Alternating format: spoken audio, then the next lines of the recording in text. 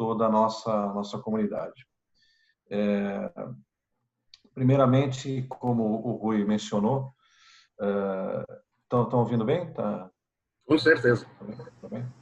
Como o Rui mencionou, essa lei da nacionalidade, no que tange a parte dos netos, quando eu comecei a minha campanha, foi um dos compromissos de campanha de propor alteração para que fosse aprimorada essa lei, porque na última alteração houve uma grande modificação, onde a nacionalidade por neto ela passou a ser por atribuição. Antigamente era por naturalização, mas não haviam requisitos que hoje que depois passaram a exigir, que são os vínculos com a comunidade portuguesa. Foi um vínculo que acabou por dificultar para as pessoas, porque nem sempre conseguia-se provar esse vínculo com a comunidade.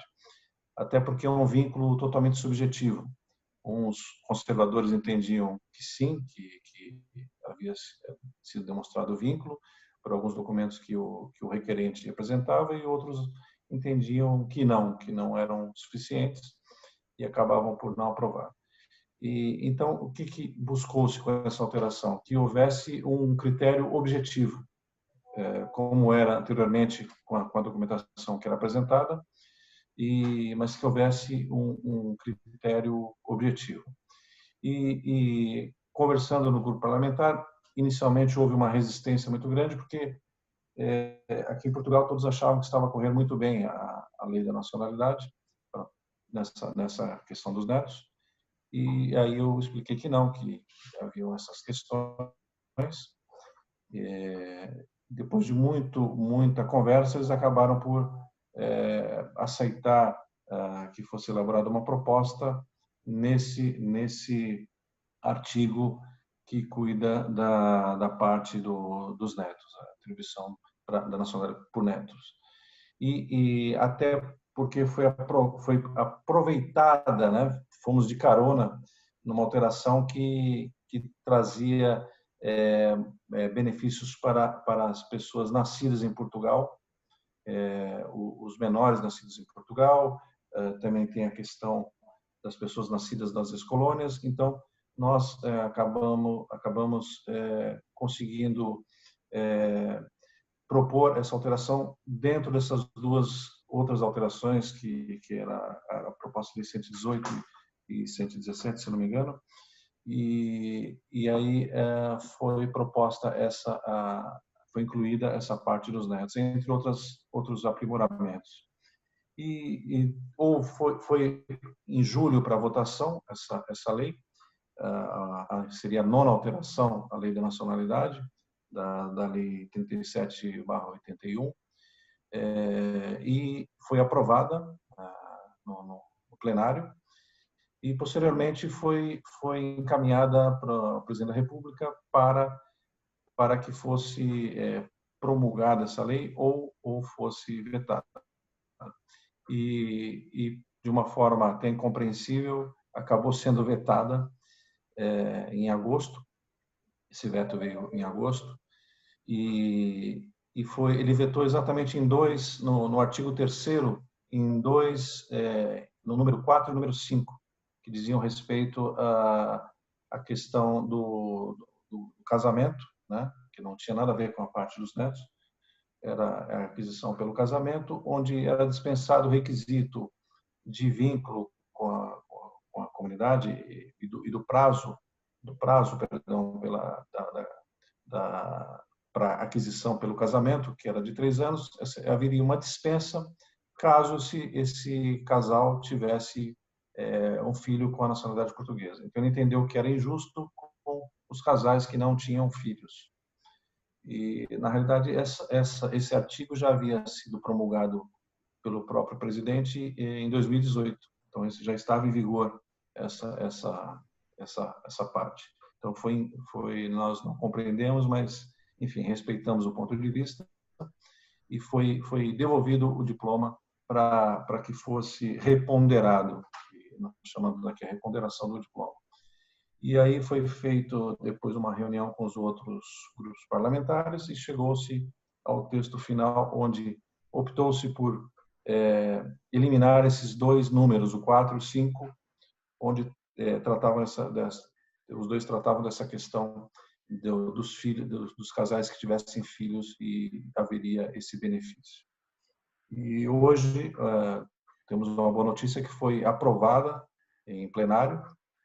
Houve uma votação contrária por alguns partidos, né? Eu até referi já isso no meu Facebook, mas felizmente a maioria aprovou, até porque é um grande avanço para a nacionalidade portuguesa, demonstra que Portugal reconhece seus cidadãos e valoriza seus cidadãos, também regulariza muitas situações de pessoas que residem cá em Portugal e não têm nacionalidade ainda.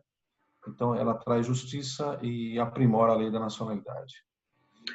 No seu ponto de vista, a lei da nacionalidade, qual é os destaques que o deputado poderia elencar, os grandes destaques da lei da nacionalidade, tirando esses que foram, obviamente, sujeitos a um veto presidencial?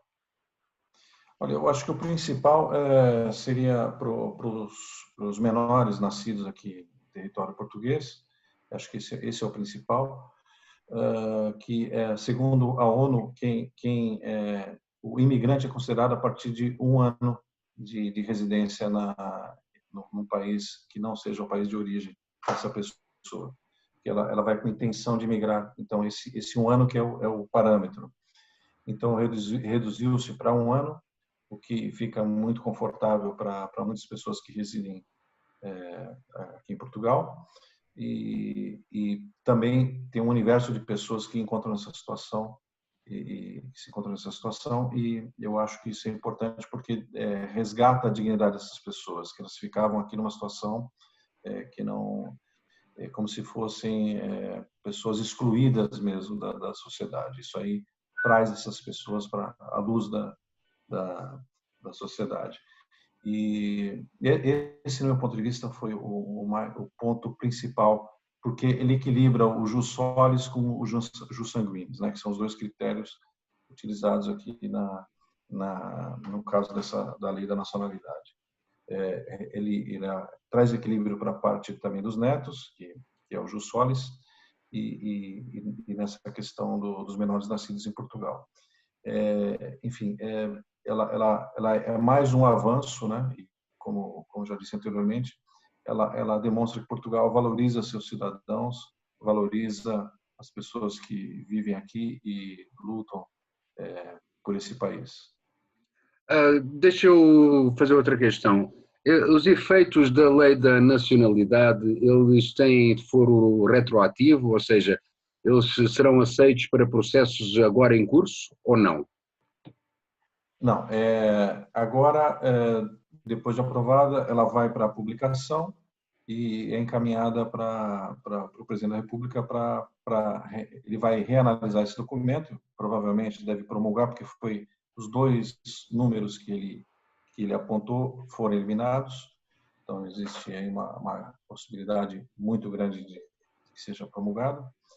E aí, após isso, vai para a regulamentação do documento, e a própria lei diz que o governo tem até 90 dias para fazer a regulamentação do diploma. E após isso, aí sim que as pessoas podem ingressar com as ações, com os requerimentos, nessa nova modalidade que o vínculo que agora é exigido para os netos é o simples fato de demonstrar conhecimento suficiente da língua portuguesa. Uhum. Dentro desta... Os países, até na regulamentação, nós temos conversado com a Secretaria de Justiça para que na regulamentação que seja considerado que nos países de língua portuguesa esse vínculo ele já é presumido. Deixa eu perguntar uma coisa. Há pouco o deputado Paulo Fernandes disse que houve partidos que votaram contra. Quais as razões, no seu ponto de vista, para esse voto contra? Foi um voto político ou é um voto contra Eu não ia dizer contra os imigrantes, mas contra aqueles que querem obter a cidadania portuguesa. Qual foi a justificativa?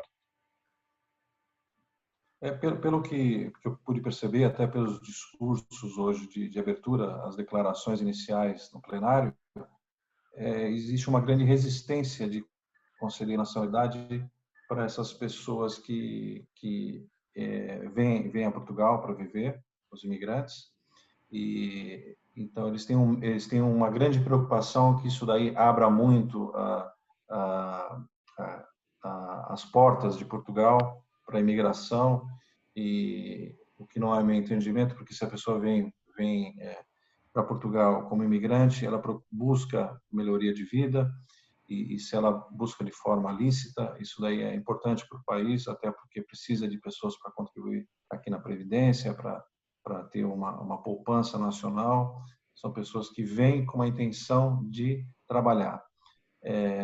Agora, é lógico, sempre existem outros casos de imigração ilegal, que pessoas que não têm a mesma intenção, mas esses são casos que não cabe a nós julgarmos. Aí as próprias autoridades judiciais que têm que fazer esse tipo de julgamento.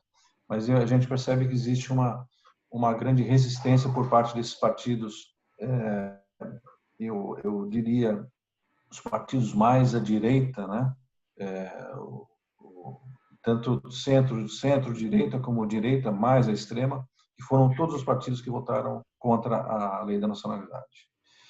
Não fazendo nenhum tipo de alusão à ideologia política, enfim, Claro. todos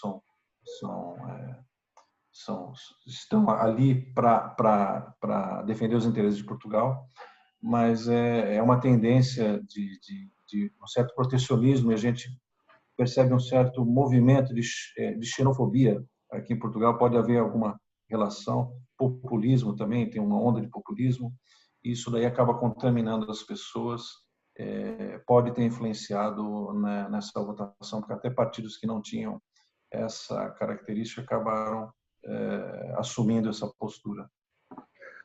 Nós estabelecemos um teto para esta conferência, para não abusarmos do horário. Obviamente que estas 4 horas de diferença fazem sempre algum transtorno, principalmente para quem está avançado 4 horas. Portanto, eu estabeleci aqui, para fecharmos esta conferência às 19h10, pelo que eu coloco à disposição de todos os participantes. Se quiserem colocar perguntas, por favor, façam no chat, que está do seu lado direito, possam fazer as perguntas, mas eu gostaria de voltar a essa resistência, perguntando ao deputado Paulo Porto se por acaso tem havido assim movimentos, tem havido alguma complicação com imigrantes ilegais. O que tem havido aqui em Portugal é alguma imigração ilegal que vem pela costa do Algarve. Recentemente, inclusive, foram presos alguns imigrantes ilegais, foram detidos, e até esses dias fugiram da detenção. Então, existe ali uma certa problemática nesse sentido, da imigração ilegal pela costa ali do Algarve. E no geral, a imigração aqui, logicamente, que em Portugal acontece, por ser um país europeu, um país que tem qualidade de vida, as pessoas buscam Portugal para melhoria de vida, mas não temos assim problemas muito sérios dessas pessoas que vêm imigrar de forma ilegal. A maioria das pessoas que a gente tem conhecimento, elas buscam realmente o que eu havia dito, elas buscam uma melhoria de vida, buscam trabalho, e então não vemos assim uma questão muito problemática nesse sentido. O Marcos Magalhães, que está connosco aqui nesta videoconferência, ele diz que primeiramente agradece pelo seu trabalho para conseguir esse benefício para os netos, e muitas pessoas serão beneficiadas com isso. Ele tem algumas questões que eu vou transmitir aqui. A primeira é se o deputado acredita que essa mudança entrará em vigor antes do fim do ano, Na sequência, ele pergunta e se acredita que haverá mudança na exigência de documentos para netos portugueses. Ele tem uma outra questão, mas estas duas eu colocaria já para o deputado. Eu acredito, em relação ao tempo, que ou no final até o final do ano já passe a vigorar, ou logo no início de janeiro, pelo tempo que a gente estima, né? Porque essa regulamentação é um pouquinho trabalhosa, porque são vários detalhes, né, que não podem passar desapercebidos, até para trazer mais segurança jurídica. Em relação à documentação que foi perguntado, a documentação deve ser a mesma, a documentação básica, e caso não seja aceita essa consideração de que as pessoas oriundas de países de língua portuguesa seja presumida essa ligação, provavelmente eles peçam um diploma escolar, um histórico escolar, como é feito para demonstração atual. Ainda o mesmo o nosso amigo, que nos faz agora as duas últimas perguntas dele, que são telegráficas, que é assim: para brasileiros que não concluíram o ensino médio por qualquer motivo, como seria a comprovação da proficiência na língua portuguesa? E o simples facto de nascer no Brasil já é suficiente? Essa a nossa agora a segunda luta vai ser exatamente essa, para que seja aceita esse argumento de que a pessoa vinda de um país de língua portuguesa, logicamente que ela fala a língua portuguesa. Claro. E isso aí eu acho que deve ser aceito, porque tem, se não me engano, o artigo 10º, número 9, uma coisa assim. Ele diz que, no caso da naturalização, é aceita essa questão da pessoa vir de um país de língua portuguesa. Então, eu pedi até por analogia que fosse considerado esse mesmo artigo para os netos. Uhum. E a prova depois para aferição, se a pessoa, caso não passe, normalmente eles costumam aceitar uma prova que a pessoa faça, uma prova de proficiência junto ao MEC, essa prova de proficiência em língua portuguesa. Muito bem, temos agora o Fábio, que nos pergunta o seguinte: deputado, o senhor acredita que os processos relativamente a netos continuarão concentrados em Lisboa ou irão passar a ser distribuídos por todas as conservatórias que já analisam processos de filhos de portugueses? Essa é uma boa pergunta. Eu acho que o ideal seria descentralizar,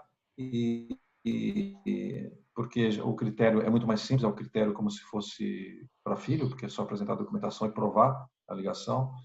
Mas eu acredito que esses processos sejam direcionados para Lisboa, a princípio.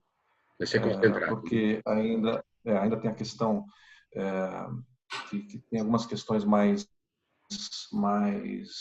alguns detalhes, que seriam a checagem dessa documentação, que é uma documentação mais antiga dos avós, né? São emitidas pelos arquivos centrais. Isso aí requer uma checagem, uma verificação mais aprofundada.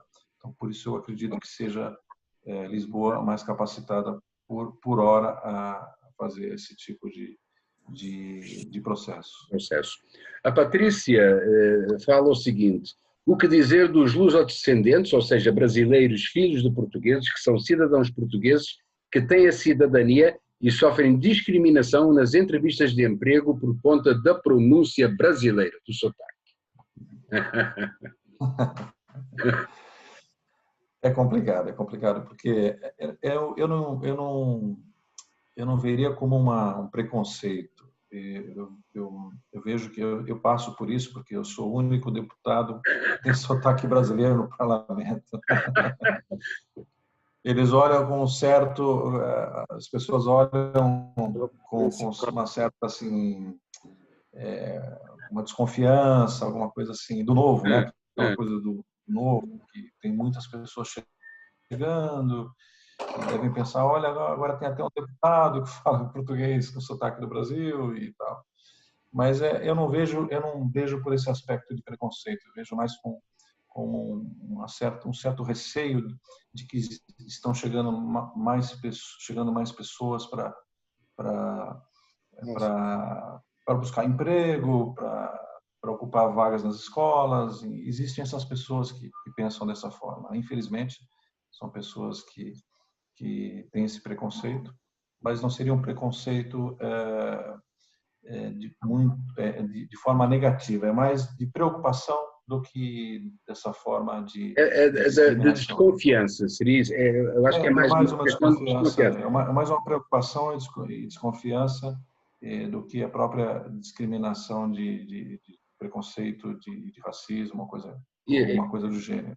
isso vai ao encontro do que a Isabel e o Valtinho, que estão aqui connosco, que eles dizem que têm ouvido que o grande aumento de brasileiros residindo e trabalhando em Portugal está causando algum movimento por parte dos portugueses de preconceito. Isso procede? Aliás, vocês acho que já respondeu isso, que não é um preconceito em termos de um preconceito com P grande, mas sim uma desconfiança, não é?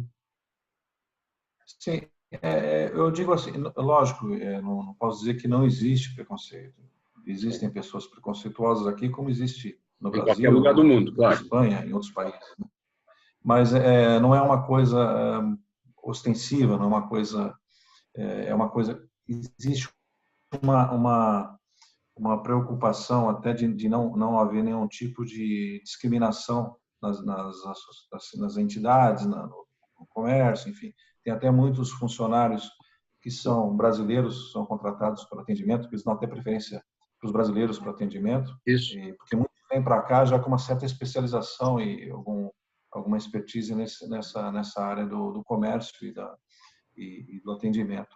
Os call centers aqui já tem muitos brasileiros nos call centers, que é uma coisa que a gente não imaginaria há um tempo atrás, né?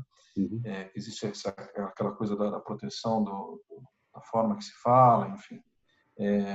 Mas, como eu disse, lógico que existem pessoas preconceituosas, existe muita xenofobia aqui em Portugal, e existem também pessoas que pregam isso, infelizmente. Existem até no parlamento pessoas que pregam esse populismo, e é complicado, é muito complicada essa questão, porque acaba estimulando algumas coisas negativas na sociedade. Exatamente. O Fábio diz que os processos de nacionalidade nos últimos anos passaram a ter seus prazos de aprovação muito longos. Ele pergunta se o deputado sabe se existe algum trabalho das conservatórias para mudar essa realidade. Olha, o grande problema seria a quantidade de funcionários e a quantidade de processos que entram de nacionalidade. Então, é uma coisa natural.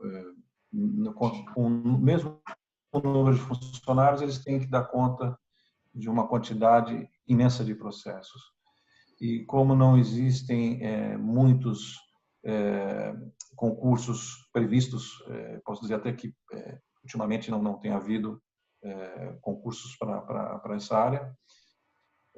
Então, cada vez mais faltam funcionários e tem uma questão muito forte aqui em Portugal, que é a questão sindical, que existe muita força dos sindicatos nesse sentido, que não permitem que as pessoas trabalhem se não for em determinadas circunstâncias. Mesmo na função pública existe isso aqui. E isso aí acaba deixando desguarnecidas as pessoas, os outros funcionários que estão impostos com com um menor número de pessoas para o trabalho.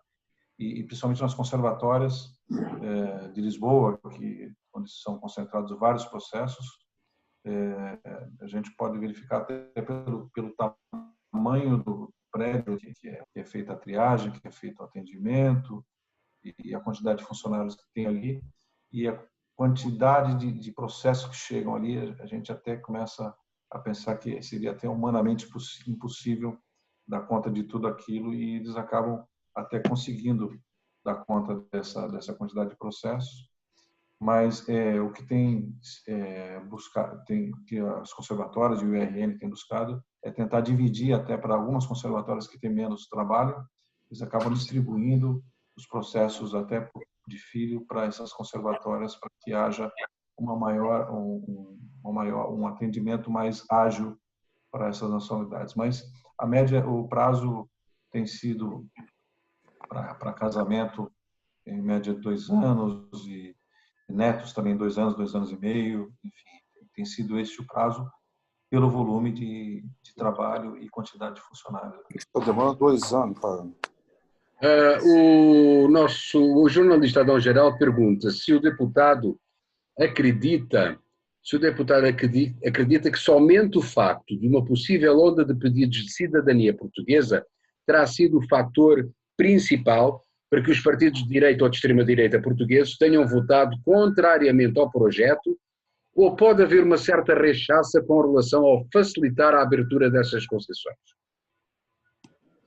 Perdão, o início, o que o Rui falou, interrompeu a minha ligação aqui. O Adão pergunta se o senhor acredita que somente o facto de uma possível onda de pedidos de cidadania foi o fator principal para que os partidos de direita e de extrema-direita tenham votado contrariamente ao projeto.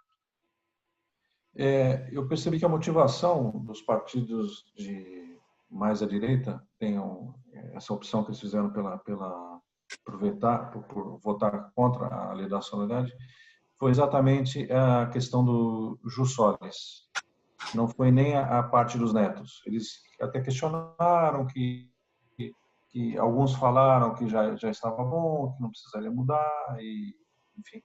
Mas o ponto mesmo que eu acho que foi crucial foi a questão dos filhos de imigrantes que nascem aqui em Portugal. E porque eles questionam, dizem que as pessoas podem sejam legais ou ilegais, mas que estejam em Portugal há mais de 1 ano. Então, independente do título de residência, ou seja, se estejam aqui de forma legal ou não, o filho tem direito à nacionalidade após a permanência dos pais por mais de 1 ano. Mais de 1 ano. Então, isso aí que foi a maioria dos discursos foi nesse sentido. Né? Um eventual a prevenção do facilitismo, né? Exatamente. Tenho aqui uma outra pergunta que não tem a pessoa, diz só iPhone, então eu cumprimento o iPhone com um grande abraço, desejo de boa noite, então vamos lá, o que é que o iPhone nos fala? Ele fala que eu já perguntei, mas que ele gostaria de saber, ele, o iPhone, que gostaria de continuar na linha de pergunta, que é o seguinte: no caso de quando a lei já estiver em vigor, ela poderá ser aproveitada em processos anteriores a ela, ou o princípio do tempus regi actum vai impedir? É que este princípio é muito forte na aplicação das leis da nacionalidade. É certo ou não? Sim, verdade. Só aqueles processos que entrarem já de uma forma mais simples, os processos que entrarem na vigência da nova lei é que tramitarão dessa forma. Os anteriores continuam até o final da forma que era a lei anterior. Muito bem, o Marcos volta a perguntar que qual a melhor maneira de saber quando a lei entra em vigor? Vai haver a publicação, depois temos que aguardar a promulgação e depois vai ser publicada também a regulamentação. Então, em determinado dia, haverá no Diário da República dizendo que vai ser publicada a regulamentação da não alteração da lei da nacionalidade. Muito bem, eu acho que temos aqui... Pelo Diário da República. Exatamente. Acho que agora temos aqui a última questão, que é o José Carlos, que ele fala o seguinte: sou filho de português, estava com meus documentos em ordem, porém, na certidão de nascimento do meu pai não aparece o nome do meu avô. No consulado em Santos disseram que tenho que retirar o nome do meu avô. Isso procede? Pergunta do José Carlos. Na certidão de nascimento... Oi? Na certidão de nascimento do pai dele não aparece o nome do avô. No consulado de Santos disseram que tem que retirar o nome do meu avô e isso procede, ele pergunta. Provavelmente eles estão pedindo uma retificação que é difícil a gente falar no caso concreto, porque não tem como analisar. Mas provavelmente deve haver necessidade de fazer uma retificação civil desse assento para que possa o processo tramitar Militar. de forma regular. Provavelmente um erro de nome ou o nome, a certidão brasileira não bate com a certidão portuguesa, então, nesses casos, normalmente tem que fazer a retificação de assento civil. Muito bem. Eu não sei se No Brasil, né? não sei se o deputado Paulo Fernandes gostaria de acrescentar alguma coisa em relação à lei da nacionalidade, que eu acho que estamos em fase decrescente para encerrarmos este ponto e passarmos para o próximo. O senhor gostaria de acrescentar mais alguma coisa, de ter sublinhar mais alguma coisa em termos da lei da nacionalidade? Basicamente, falamos de quase tudo, mas que esse detalhe é importante que após a publicação vamos aguardar a promulgação e na lei diz que até 90 dias o governo tem para fazer a regulamentação. Então, quando chegar o prazo final, provavelmente vai ser utilizado até o final dos 90 dias, e aí sim que vai ser publicada essa regulamentação, aí as pessoas podem ingressar nesse novo procedimento que vai dispensar a prova de vínculo com a comunidade nacional, sendo apenas exigida a documentação básica, que é a não condenação criminal, seria aquela certidão criminal, no caso do Brasil, que é expedida no site da Polícia Federal, de antecedentes criminais, e mais a documentação básica do comprovativo dos avós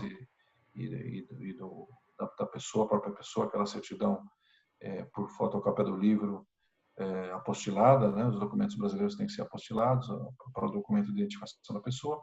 Então, é aquela documentação básica, mas isso só a partir quando for publicada essa a regulamentação. Muito bem, chegamos ao final deste ponto dos efeitos da lei da nacionalidade. Informo de todos que esta gravação vai ser publicada na página do Facebook, vai estar disponível na página do Facebook da Casa de Portugal de São Carlos. E eu agora passaria para um outro tema, um tema que nos faz alguma confusão. A atribuição de verbas na área do associativismo da diáspora, ele se apresenta com portas praticamente com cadeado, ou seja, você vai para um lado, pedem uma coisa, vai para o outro, pedem outra, é uma rede de burocracia que as associações têm que lutar, muitas vezes até contra o tempo, porque elas têm as suas próprias iniciativas, têm a sua própria dinâmica e acabam por se cansar e não pedir, pelo menos, alguns apoios. O que é que se pode fazer nesta área para desburocratizar essa atribuição de verbas? Esses apoios, realmente, eles inicialmente, antes dessa lei que está em vigor, eles eram muito mais simples. Era feito um projeto, esse projeto era encaminhado aqui para Portugal e aqui para as comunidades portuguesas e a Secretaria de Estado e o Ministério dos Negócios Estrangeiros fazia análise desse processo e era concedido ou não. Essas candidaturas eram aprovadas ou não. Depois houve uma alteração para buscar mais transparência desses pedidos, só que acabou por burocratizar o processo.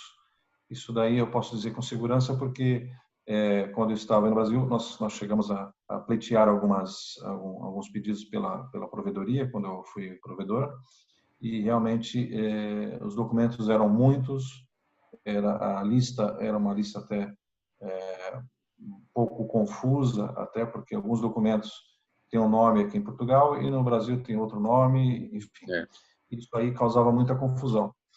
e aí muitas associações não tiveram seus pedidos contemplados, e agora, com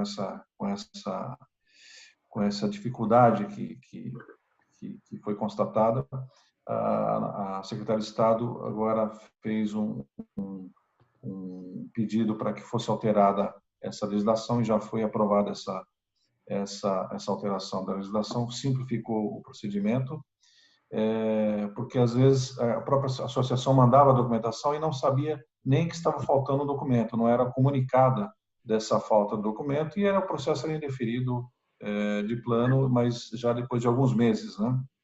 E sequer dava oportunidade para a associação apresentar o documento faltante. E agora isso aí foi alterado. Assim que for detectado qualquer falta de documento, esse documento vai ser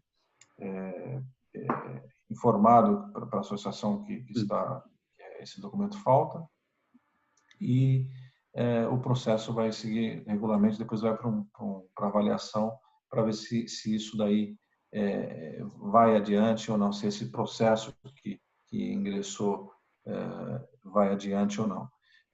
Logicamente que agora com critérios também mais objetivos, com uma avaliação mais criteriosa, sempre criteriosa, mas de forma mais objetiva. Então, eu acredito que agora vai facilitar bastante para as associações, vai desburocratizar esse procedimento. Agora, já com esse prazo que já está a correr aí para os pedidos.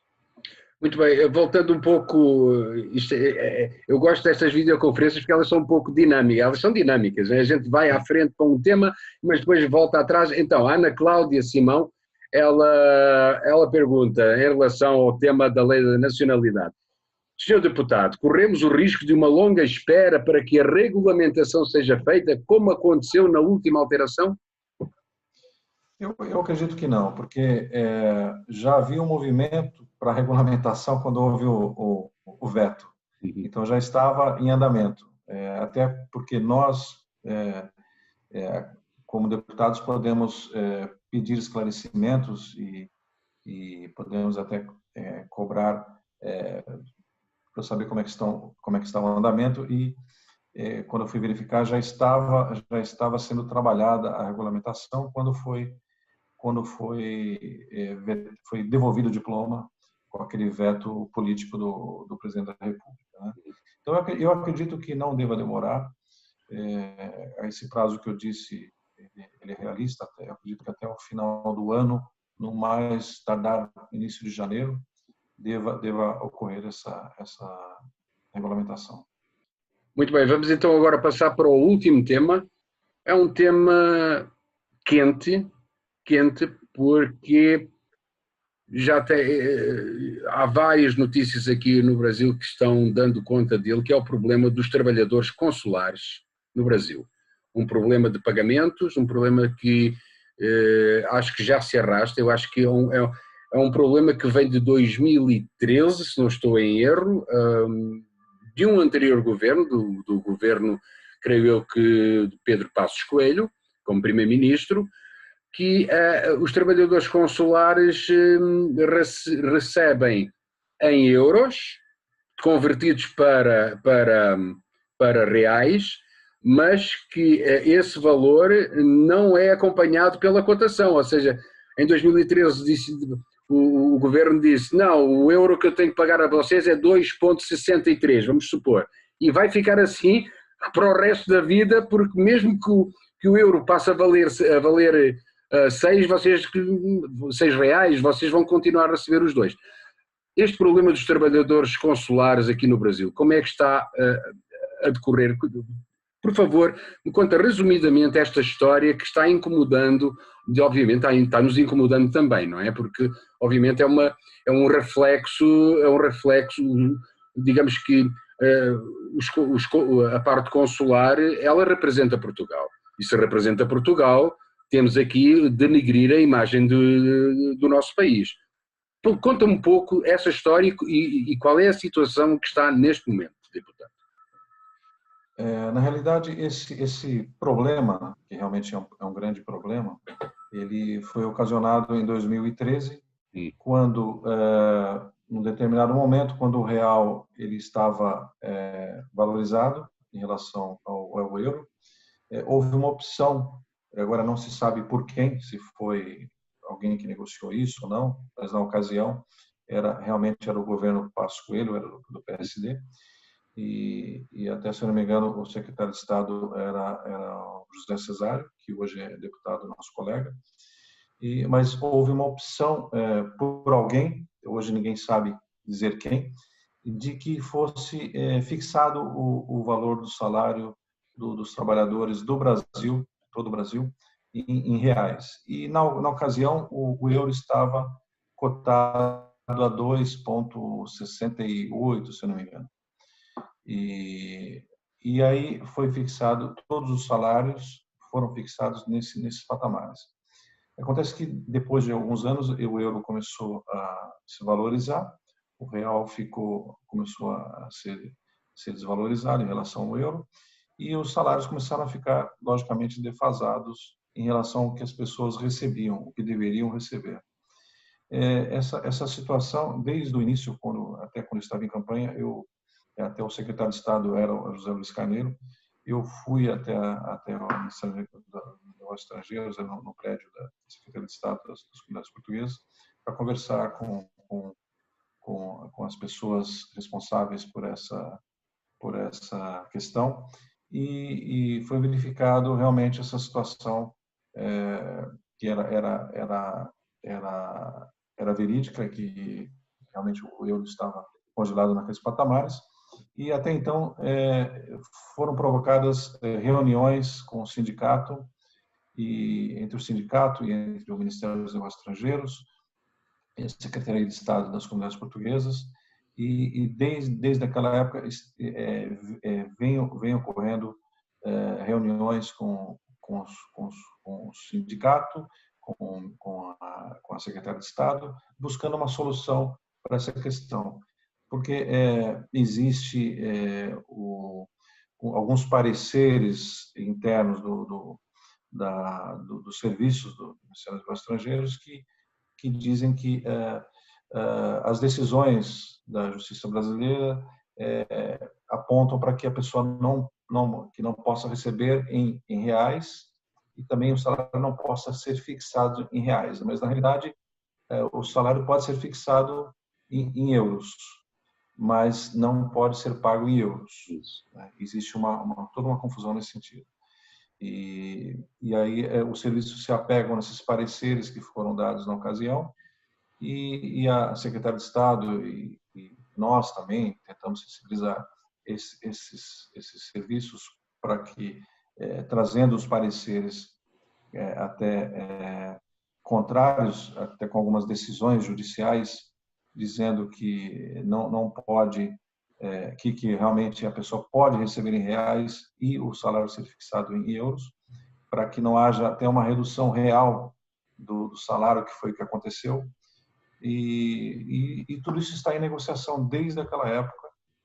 Então, avança, depois houve a troca de ministro, e aí tem que passar toda essa questão para o novo ministro, para que isso daí seja viabilizado, e aí o processo demora, é um processo demorado, porque não é uma questão tão simples assim, porque existe esses pareceres internos que apontam para que não seja pago em euros. Só que o pagamento, depois de convertido, como foi feito numa ocasião, não é aceito atualmente pela legislação, segundo esse serviço.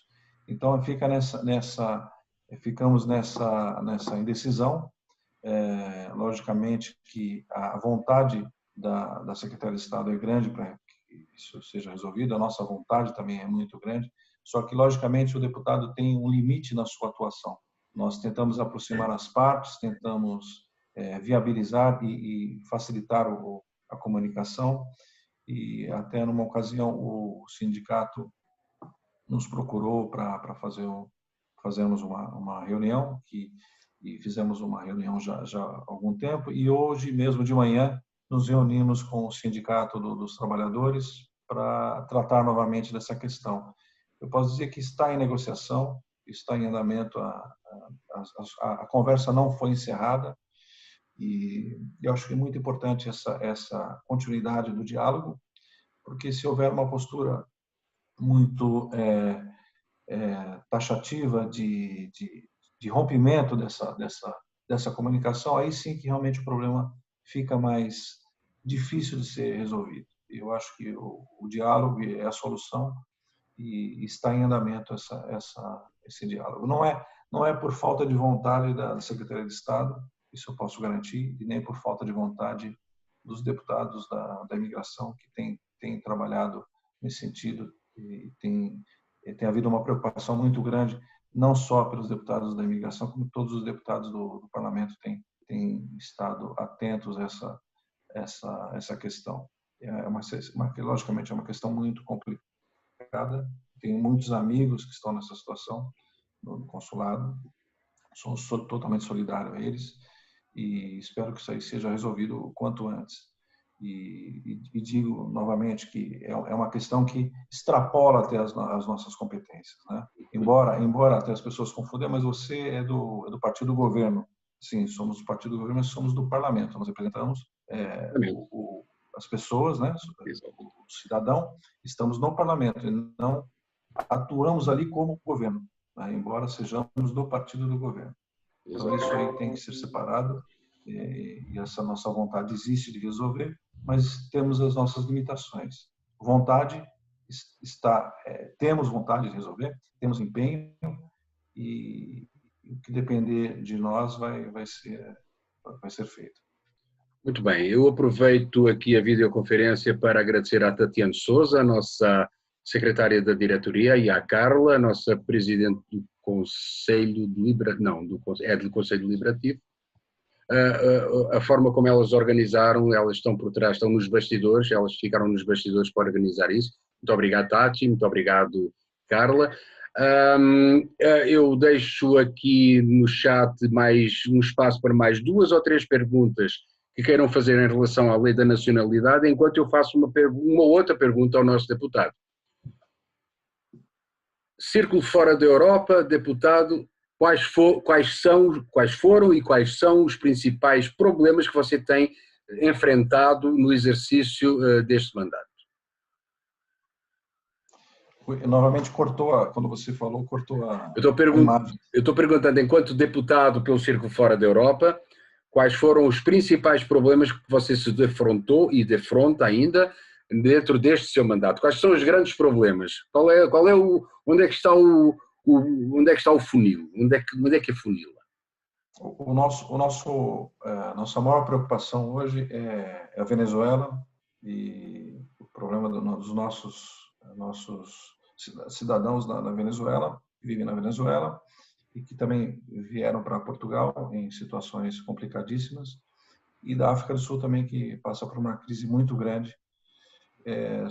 Nossa preocupação é muito, muito grande em relação a esses dois países da diáspora, e procuramos, na medida do possível, dar todo o apoio possível. O governo tem prestado assistência. Na Venezuela, eu mesmo fui visitar a Venezuela logo no início do mandato para verificar em loco a situação que se encontrava na nossa comunidade, e realmente é muito complicada, não só da nossa comunidade, como o povo da Venezuela está passando por um momento muito difícil em todos os aspectos, desde a crise política, econômica e, enfim. E humanitária, né? Inclusive é humanitária. Exatamente. E agora com a Covid se agravou, né? Porque se já era complicada a crise na Venezuela, agora com essa crise sanitária ficou muito pior, mas muito pior mesmo. E também o governo acabou aproveitando dessa situação pandêmica e utilizou até as medidas de restrição, as medidas relativas ao Covid para que tivesse um controle maior sobre toda a população e imprensa, enfim, todos os meios sofrem um controle mais ostensivo por parte do governo. E a África do Sul também temos uma população da nossa comunidade, população até envelhecida. Temos também pessoas em situação econômica muito difícil na Venezuela, na África do Sul, porque o país atravessa um momento muito difícil. E, enfim, tivemos até um problema com os voos para a Venezuela, não só esse problema humanitário e tão grave que passa a Venezuela, mas também os voos que foram bloqueados por conta, foram suspensos por 90 dias, numa altura que todos precisavam vir para Portugal e até outros voltar para resolver os problemas na Venezuela. Tivemos os voos bloqueados e foi um grande problema que nós tivemos aí durante essa gestão. Além desse momento pandêmico que é totalmente atípico, tivemos várias repatriações de pessoas que estavam a viajar e foram surpreendidas pela pandemia, voos suspensos, e, enfim, houve muita preocupação nesse sentido. Muito bem, vamos voltar novamente à lei da nacionalidade. O Danilo pergunta: deputado, com a simplificação do processo de pedido de nacionalidade para netos de portugueses por meio da remoção de critérios subjetivos, o senhor acredita que o andamento da fila dos processos deve se acelerar, mesmo que a conservatória não tenha incrementado recursos humanos? Olha, por incrível que pareça, embora eu acho que vai aumentar o número de processos, eu penso que o trabalho de checagem era muito grande, né? Porque existia ali várias fases para a checagem do processo, e agora com essa simplificação, né, do processo, eu acredito que deva agilizar o procedimento interno, embora o volume aumente. Então, é só mesmo chegando na altura para saber o que vai acontecer. Eu acredito que vai diminuir o prazo. Eu acredito que sim. Muito bem. Eu gostaria de perguntar o seguinte: neste momento, Covid-19, Portugal, viagens para Portugal, como é que está? Qual é o panorama neste momento para quem deseja viajar para Portugal em termos de tempos de pandemia? A recomendação é que as pessoas venham para Portugal se realmente tiverem um motivo para isso, porque com essa para turismo não é recomendado. Inclusive houve até uma restrição para que nos aeroportos não aceitassem as pessoas que viessem pelo simples motivo de turismo. Hoje já está um pouquinho mais amena essa situação, né? Essa situação já está mais abrandada, mas ainda existe essa recomendação que as pessoas venham se tiverem realmente fazer algum curso, algum trabalho, enfim, com uma motivação realmente justificável para a viagem. Porque, embora a gente perceba que a situação está melhor, mas tem muitos casos ainda de infecção aqui por conta da Covid. Tem dias que temos aí números altos, outros dias mais baixos, enfim, mas a situação está controlada, porém os números não são pequenos, temos que tomar muito cuidado e as medidas de contenção são levadas a sério aqui em Portugal. Enfim, nesse momento a recomendação é essa, que realmente as pessoas venham se realmente tiverem um motivo justificável para vir para cá. Muito bem, são 23 horas em Lisboa, certo? É isso? Estou certo com o horário? São 23 horas em Lisboa, nós atingimos neste momento 1 hora de videoconferência. Eu vou só dar mais 1 minuto para que alguém queira fazer a pergunta aqui no nosso chat, mas entretanto eu vou fazer a penúltima pergunta ao nosso deputado Paulo Porto. Você vai se recandidatar ou não? Olha, só o tempo dirá. Mas a vontade, existe a vontade de continuar esse trabalho? É um trabalho muito grande, né? Então, eu acredito que uma gestão pode ser que não dê para fazer tudo, mas é só o que eu disse, só o tempo dirá que se existe essa possibilidade ou não. Eu acho que só pelo andamento, verificando o andamento das coisas, o cumprimento das metas, né? pelo menos até o momento, tenho cumprido os compromissos de campanha e temos conseguido outras conquistas também dentro do nosso círculo eleitoral. Recentemente, agora, eu passei a integrar também a Comissão de Assuntos Constitucionais, Direitos, Liberdades e Garantias, que é muito importante para a nossa comunidade, porque as leis primeiro passam por lá, né? A elaboração das leis. Lógico que as outras comissões também têm iniciativas que passam por ali, mas essa comissão, a primeira comissão, é onde tramita a maior parte das leis. E ali, só para o Rui ter ideia, recentemente nós estamos fazendo um estudo sobre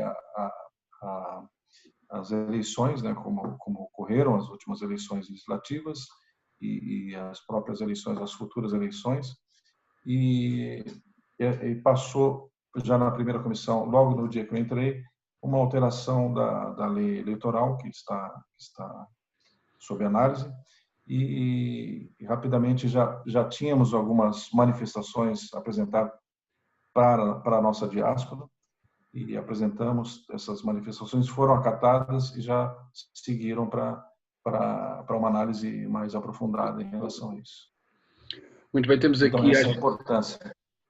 Temos aqui a última pergunta, para nós vai ser a última pergunta, são quase 11h03, que é do Fábio. Existe alguma previsão que as restrições para viagens de turismo a Portugal sejam retiradas até ao final deste ano? Olha, pelo andamento do controle que é feito aqui em Portugal, pelos trabalhos, eu acredito que sim, porque existe o controle. Eu acho que o grande segredo é a prevenção e também a testagem, né? Havendo essa testagem e a segurança de que nos voos que chegam as pessoas foram testadas e não tem o risco de infecção. Eu acho que a probabilidade de que isso aí seja flexibilizado é grande. Embora eu acho que sempre tenhamos que ter cuidado, porque ninguém sabe qual vai ser o encaminhamento dessa pandemia, né? Não sabemos como é que o que vai ser daqui para frente. Até é uma situação totalmente nova e cada dia aprendemos um pouco com ela, né? E as medidas são feitas em torno disso, do aprendizado diário. Claro. Em relação à pandemia. Agora sim, a última pergunta, eu peço desculpa, mas eu não vou aceitar mais perguntas, aliás, para dar uma pausa também ao deputado que está falando há 1 hora. A última é do nosso vice-presidente, o Paulo, vice-presidente da Casa de Portugal de São Carlos, que ele diz: como bombeiro voluntário por 18 anos, sempre me preocupa a calamidade que é o incêndio florestal. Como é que o deputado Paulo Porto vê a atuação do governo de Portugal relativamente ao combate aos incêndios e como a oposição em Portugal se comporta relativamente às críticas ao governo? Em relação aos incêndios, esse ano tivemos aí vários incêndios, mas não foi com a mesma intensidade que tivemos no ano passado, no verão do ano passado. Os meios temos mais meios de combate. Houve investimento muito grande por parte do governo dos meios e esse ano tivemos esse reflexo, e até porque aquelas medidas de limpeza dos terrenos, enfim, tudo isso resultou, e eu acredito que isso aí foi muito positivo. Agora, qual foi a outra pergunta que ele fez? Como é que a oposição portuguesa se comporta relativamente em termos de críticas, não é, ao próprio governo? Essa é uma pergunta difícil. Neste campo, mas é uma pergunta que está valendo. As críticas são constantes, porque normalmente a oposição tem que criticar para mostrar que está atenta e, enfim, mesmo às vezes não sendo justas as críticas, mas temos que ouvir e faz parte do jogo. Faz parte do jogo. Faz parte do jogo. Na realidade, nós verificamos se procedem as críticas, até as perguntas que são feitas para o governo, se existe se é procedente se é justa essa reivindicação, e aí, com certeza, o governo tem tomado todas as medidas possíveis em relação a essas... Ele ouve, o governo de Portugal é um governo que ouve, né? O nosso primeiro-ministro é uma pessoa que ele é um líder, né? É uma pessoa que, nessa pandemia, ele provou que realmente é um grande líder, é uma pessoa que soube gerir essa crise toda e, ao mesmo tempo, ter essa figura de um grande líder, ele também sabe, como todo grande líder, sabe ouvir e sabe ponderar sobre as questões que são colocadas pela oposição. Existe um diálogo muito grande no parlamento, o debate é intenso, a conversa, entre aspas, né, a conversa é intensa lá dentro do plenário, e no final todos acabam se entendendo, porque o objetivo é só o bem da nação. Muito bem, estamos na reta final desta videoconferência, sobram ainda 3 minutos para encerrarmos esta videoconferência. Eu deixo esses 3 minutos para as considerações finais do deputado Paulo Porto em relação não só a esta videoconferência, como a qualquer outro sublinhado que queira dar a todos os nossos participantes, que são 22 neste momento. Eu gostaria de deixar uma mensagem de esperança, que estamos passando por esse momento difícil, a humanidade passa por um momento sombrio por conta dessa pandemia, mas esse lado negativo também nos faz refletir e ponderar sobre as questões que realmente têm importância na nossa vida. E eu deixo aqui essa mensagem de esperança, de confiança nos nossos governantes, que estão visando sempre o melhor para o cidadão, para todos os portugueses, os luso-descendentes, olham por todos. Existe uma preocupação muito grande também em relação à diáspora, do que estão passando na diáspora, e enfim, existe existe essa situação difícil, mas também existem pessoas que olham por nós, a preocupação é muito grande, pessoas muito capacitadas. Temos colegas no parlamento muito capacitados de ambos os partidos, pessoas que realmente olham por Portugal, olham pela nação, e essa mensagem que eu deixo de esperança nas pessoas que nos governam. Peço também que acreditem nos políticos, nos que estão políticos e nos que são políticos, porque existem em todos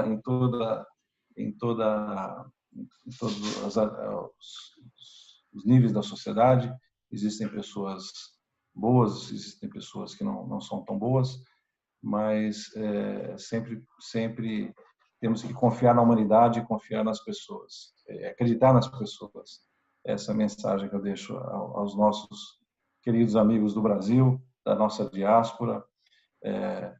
São Carlos, uma cidade que eu gosto muito, que acabei adotando a cidade de São Carlos. Um grande abraço a todos vocês e fico à disposição de todos aqui quando vierem a Portugal. O meu gabinete está de portas abertas para tomarmos um café e, enfim, conversarmos. Um grande abraço a todos. Deputado Paulo Porto Fernandes, foi um grande prazer ter você entre nós. Muito obrigado pela sua participação. Obrigado pelo esforço. São 23 horas e 10 minutos. Ainda bem que amanhã é sábado, talvez tenha ainda um pouquinho para descansar e dormir um pouquinho até mais tarde. Um grande abraço, muita sorte, muita força nesse seu mandato e que ele seja coberto de ouro. Nós esperamos por ele. Muito obrigado, um grande abraço. Muito obrigado. Um abraço a todos. A todos os participantes, muito obrigado por terem estado connosco. Um grande abraço a todos. A gente se vê em breve. Muito obrigado. Boa noite. Boa noite. Obrigada, Paulo. Obrigada, Rui. Boa noite a todos. Boa noite. Obrigado. Abraço. Excelente final de semana para todo mundo. Boa noite, gente. Tchau, tchau. Obrigada.